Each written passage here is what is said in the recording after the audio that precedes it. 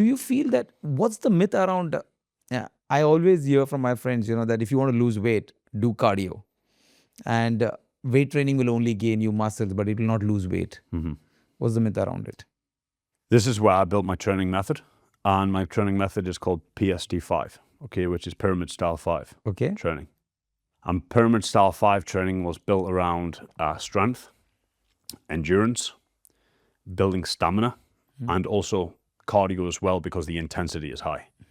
So you can kind of get everything in the same session. Now, I also believe in cardio, so you must do cardio. If you look at try and split your day up like this with the fat burning side. You see training, yes, as lifting weights. That's always the priority. Lift weights, building muscle. That's technically why we train. Then you want to train with intensity, so you get more stamina in the muscle. After that, you want to look at your step count in the day. So what your step count is your daily activity. Walking back and forth to the kitchen, walking to the shop, everybody moves. So you look at what your step count is on a daily basis.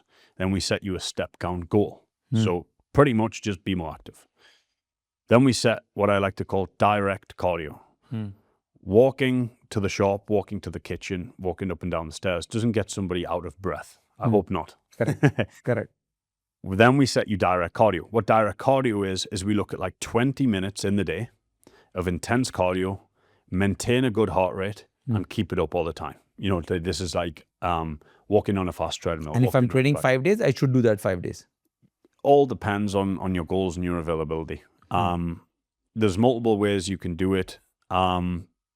Because if somebody didn't have the time to do that, then I would just alter their nutrition so they didn't have to do that. Wow. If somebody had the time to do that, I can change your nutrition so you can do that as well. And the difference comes to, if somebody is a high craver in food, loves food, I love food, I would rather move more and eat more. Does that make sense? Like, I would rather move more and eat more food. Yeah. I would not rather move less and eat less because I love food. So it all kind of comes down to the person that you actually work with. In working it best around them, it works every time. But do portions actually matter in food? Portion size. Because most of the time we are not conscious enough about portion eating, And many times we at home, we end up eating much more than what exactly the trainer has advised us. Yeah. So how do I monitor the portions at home? I tell you the weight of everything to eat. Now, that doesn't need to sound as serious as it sounds, because I have everybody do this. You have digital scales no longer than this, this big. You slide them under the same plate that you're going to put your food on anyway, and you just look at the number, and I tell you how much to have of what. That's okay. So I need to bring the scale. Yeah, but it's just when you're doing your meal prep. You're at home with the family cooks dinner. They're going to put it on your plate anyway. Food scale goes underneath. You know how much of meat, how much of carbs, how much of veggies. You know how much to have, so it's actually controlled.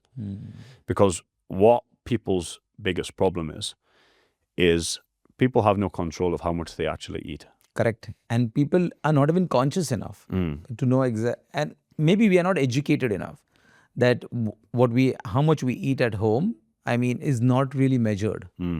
But this also happens because when your body is, okay, you probably relate to this before. When you've started to eat, you felt even more hungry because you started to eat. Correct. But you probably didn't even feel that hungry before the food. So if you start to eat, a lot of people, what was going to be a chocolate bar turns into 10 chocolate bars. Correct. But it all started with the first one. More. That's because of your blood sugar. So you get the blood sugar spike and your body wants more.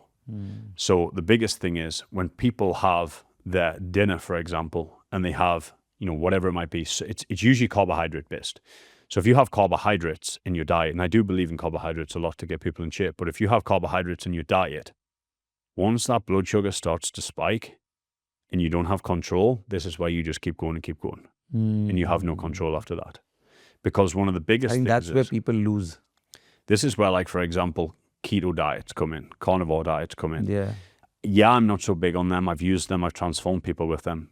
But I prefer to teach people how to eat carbs with control. How about intermittent fasting? Intermittent fasting has its pros and cons. Intermittent fasting is very good for improving digestion, resetting your digestion. Intermittent fasting is a fancy word to tell somebody that they can only eat at a certain time of day. Yeah. I mean, in fact, sometimes you can't even eat. Yeah. So Even like if you want to eat. here's one thing. If I told you to eat a diet and you'd be like, wow, that's a low amount of food. Well, I'd be like, okay, how about we can do intermittent fasting? Intermittent fasting sounds a fancy word to tell Peter that he can only eat from 3 p.m. until 7 p.m. So now you know this fancy word, it keeps people on track. The goal is stay on track. Correct. So you can make up any fancy word you want, but intermittent fasting is good because it works. If you tell somebody eat from 3 p.m. and only till 7 p.m., you'll find you can only fit so much food in your mouth from that time, even though they wanted to go crazy. You can only eat so much. And the calories are lower throughout the day because you've only told them a time period to eat in. Correct. So that's one way of controlling it. The next way is being able to control the digestion through intermittent fasting. But what intermittent fasting will not do is improve your metabolism so much because you're allowing your body to go so long without food. When the body goes long periods without food, the body will hold on to the energy that it's got. Correct.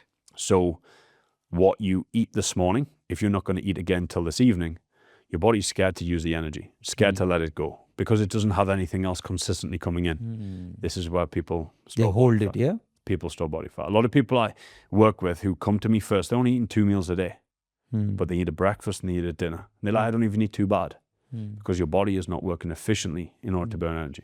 And they train regularly, yeah? And they train regularly, yeah.